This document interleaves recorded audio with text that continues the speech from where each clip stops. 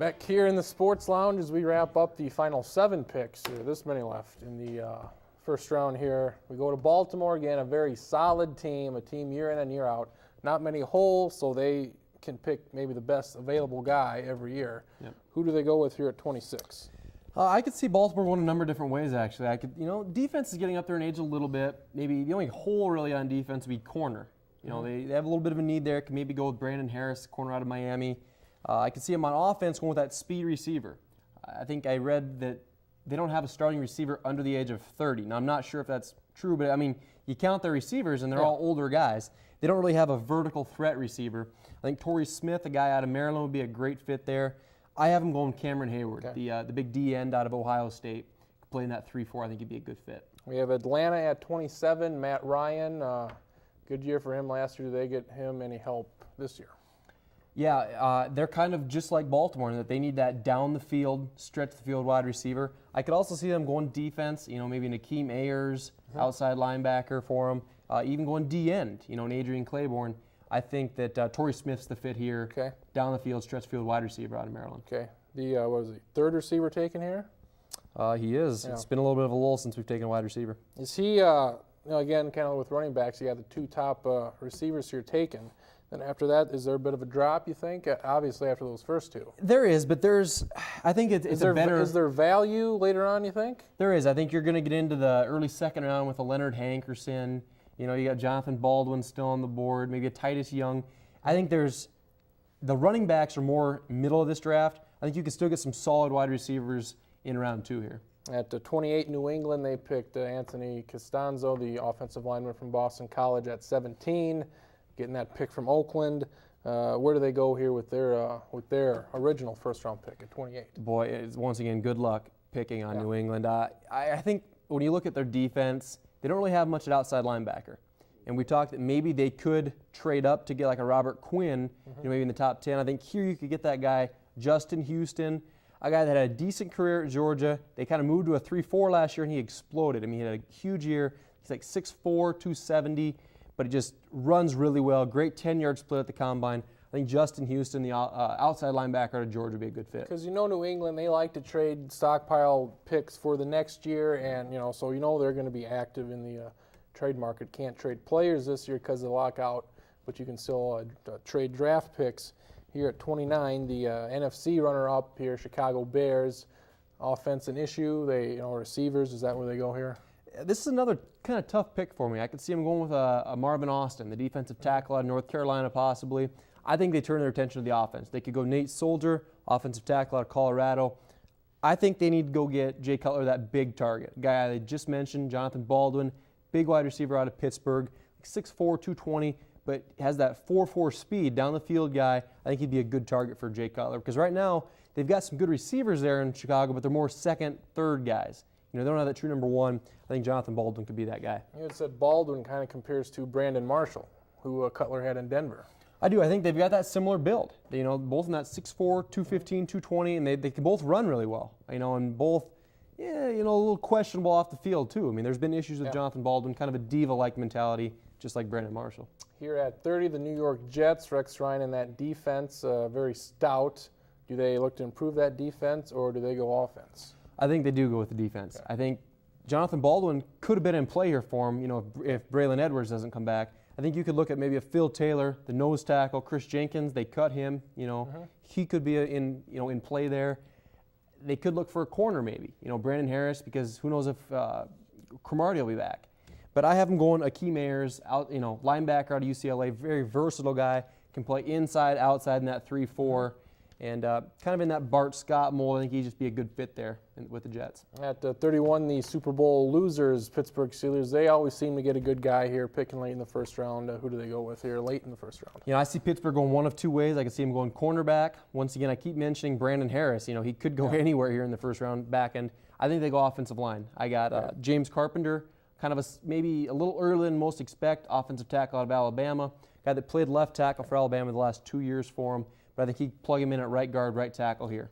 And the Super Bowl champion Green Bay Packers, last pick here in the first round. What do they do here? I think they're kind of a defense. Okay. Do they go 3-4 defensive end? Do they go 3-4 outside linebacker? I think they need somebody opposite Clay Matthews. I think they go Brooks Reed outside linebacker out of Arizona. You know, Clay Matthews' clone essentially, all with the long flowing hair as well. Yeah. We can ask Stacken about that. But I think Brooks Reed's a good fit here. Stacken, what do you think about Brooks Reed going to Green Bay there at 32? Are you talking about my long flowing hair? No? No, we just want your analysis on Well, I have no analysis on Brooks Reed. I can't tell you anything like that. He's going to try to be Clay Matthews. Just say he's a high character, high motor guy out of Arizona. He's a Clay Matthews clone, so to speak, except he doesn't have the Matthews name or the I don't know, the athletic talent. ability. Yes, the athletic ability. Guys, bottom of the first round here, always some talent left there, maybe some reaches, some potential early second rounders that get bumped up into that first round. What do you see here out of the last 7 picks? Well, I look at 26, the Ravens take Cameron Hayward. Now, he's a good player for Ohio State, but there's another good player from Ohio State who went to the Jets, Vernon Golston. Now, can he try to avoid being Vernon Golston and being pretty much a bust for the Jets? I think he is a bigger, stronger guy than Golston. I think he, could fit in with the Ravens well, but I think it's going to take time because that's a good defense already. Charlie, you were looking at the Pittsburgh Steelers. We know they had troubles keeping that offensive line healthy last year. Marquise Pouncey going down in the AFC Championship game, and you want to talk about the move of going offensive tackle. Yeah, a few years ago at Alabama, they had Andre Smith, won the Lombardi or Butkus. I don't remember which one. Was a very good offensive lineman. And he went to Cincinnati. Didn't do well in Cincinnati, but a very good college player. They were talking about how Alabama was going to replace him, and James Carpenter pretty much stepped in. No drop-off at all. Alabama, offensive line-wise, they've been very sound. The Steelers' offensive line was really in shambles last year. Good pick to help them try to kind of shore that up, and, the rich get richer, I guess. I think the team here that could benefit the most is Atlanta. Blake has him taking Torrey Smith, wide receiver from Maryland. They need another downfield threat opposite of Roddy White. It can help stretch the offense, maybe get Tony Gonzalez a few more catches and open up more lanes for Michael Turner. But they got burned by Aaron Rodgers in the divisional game last year in the playoffs. So they could use another pass rusher to try and get after the quarterback. John Abraham is getting up there in years. Maybe you could try and see them, if Cameron Hayward would fall, they might try and go for defensive end, but we'll have to see about that. Since I'm drawing comparisons to other players on other teams, I'll just say that maybe Torrey Smith out of Maryland is like Darius Hayward-Bay. Very well. Except you're probably drafting him in the right spot and not at 7 like the Raiders. Good point. All right, when we return, we will wrap up today's 2011 NFL Mock Draft here on the Sports Lounge and have our closing thoughts when we return.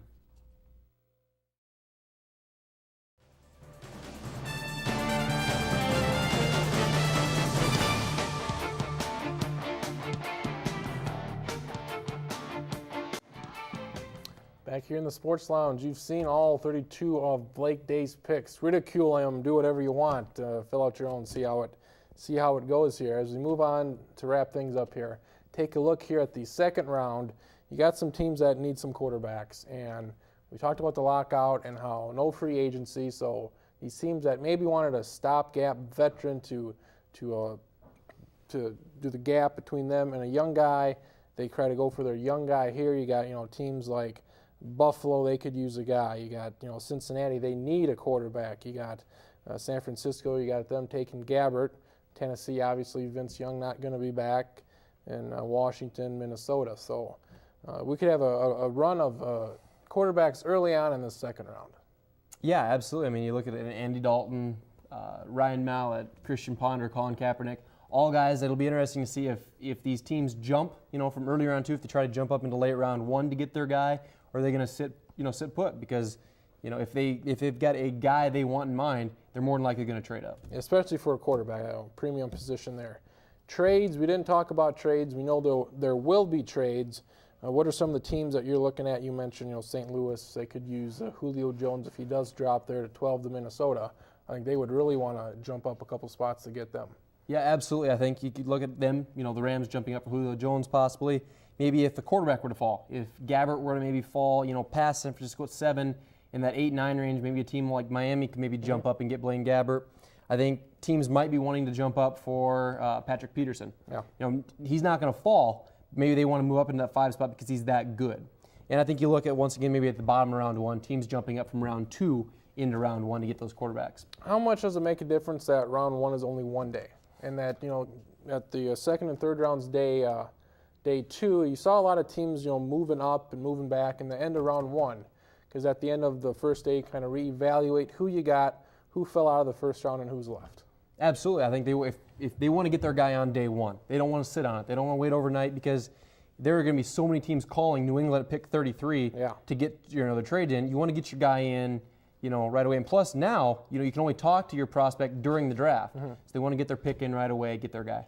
Talked about the blue chippers here. There's going to be busts. There's going to be Pro Bowlers, all pros. Who are some sleepers here that you think maybe 3rd, 4th round and beyond? I've got Edmund Gates, a wide receiver at Abilene Christian. A guy, I think he blew it up at the combine. Guy can flat out fly. 4'3", 40 guy. And he's electric. When you watch him, highlights, he's fast on the field. It's not just testing out. I think he's a guy that could go maybe late 2nd, 3rd round in that Mike Wallace mold out of Pittsburgh. Just a speedster. Give us your offensive and defensive rookies of the year. Boy, defensively, I think you have to look at the pass rushers. Von Miller, Robert Quinn, guys that they're going to make more of an impact there.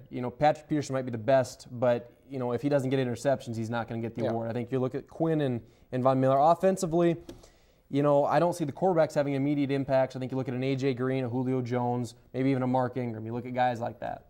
Well done here, sir. Well done. Thank you. It was a good, fun show. Stacking, have you boys wrap this thing up? I might just have to say that it's been a pleasure having Blake back. He's really in his element right here. This has been, I think, the best show that we've had all most year fun. long. We all look so sexy. I know. Those clothes. We do. And what are you guys looking forward to with the draft as we close the show? I think, like what Blake said, I want to see how the quarterbacks shake out here at the end of round 1 and the beginning of round 2. I think after Newton and Locker, things are just going to break wide open. Where does Mallett go? How does Andy Dalton fit in? I think Ricky Stanzi's a guy to keep an eye on. Maybe he falls in. He just seems like he's kind of that winning mold type guy, and maybe he goes to somewhere. Interesting thing I've noticed, assuming this is roughly about how the first round shakes out, the SEC's won the last 5 national titles. 4 of the top 5 guys are from the SEC, 5 of the top 10, and 11 total in the first round. So when people say, how's the SEC keep winning national titles when you've got all these guys drafted this high, I think that has a lot to do with it. Yeah. My cousin SEC guy would really enjoy this. Reminder, yes, he would. Our show will air as you are watching it right now. If you're watching on Wednesday at 6 and 9:30, and then Thursday at noon and 6 on SDSU Channel 2. We also hope to have another, so hopefully that'll work out this week. We hope to have a show for you next week. We don't know quite yet if that'll happen or not, but we wanted to say a special thank you to our entire production staff. They've been with us all year. Maybe we'll get another one in with them next week, but you'll see their names at the bottom of the screen here. We could not do this without them. It's been a total team effort. We thank them very much. I want to say a special thank you to Blake Day. Maybe you might join us if we're doing the show next week. Maybe you want to come back. Yeah, I think so. We had a great everyone, A, B, C, D, F. He'll review all 252 picks. For Blake and for Travis, Team-wide. for Marcus, for Charlie, I am Nathan. Thank you very much for watching. We will see you maybe next week. If not, we thank you for tuning us into your homes and onto your internet on YouTube. Thank you very much. Good night.